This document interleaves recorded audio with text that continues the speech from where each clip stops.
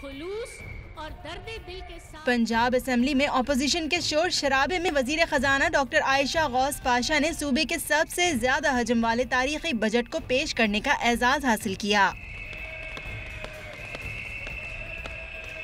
हुकूमत ने पंजाब में बेरोजगारी को जड़ से उखाड़ने के लिए 50,000 ऑरेंज कैब बिला सूद कर्जों पर देने का ऐलान किया। अपना रोजगार स्कीम के लिए 35 अरब रुपए रखने जबकि कम माली वसाइल वाली खवातीन को मवेशियों की मुफ्त फराहमी के लिए 1 अरब 66 करोड़ रुपए मुख्तस करने की तजवीज़ दी गई।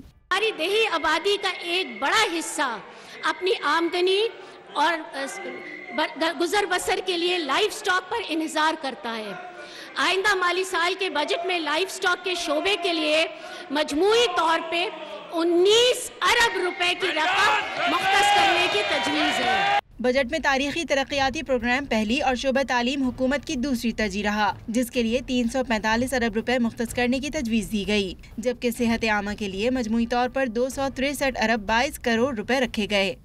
सेहत के शोबे में बेहतरीन सहूलियात की फराहमी हमेशा से हुकूमत का अवलीन तरजीह रही है।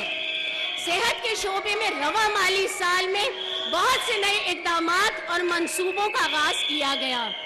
मैं इंतहाई फख्र से ये ऐलान करती हूँ कि आइंदा माली साल में सेहत आमा के लिए मजमूई तौर पे 263 अरब 22 करोड़ रुपए की रकम मुख्तस करने की तजवीज़ है।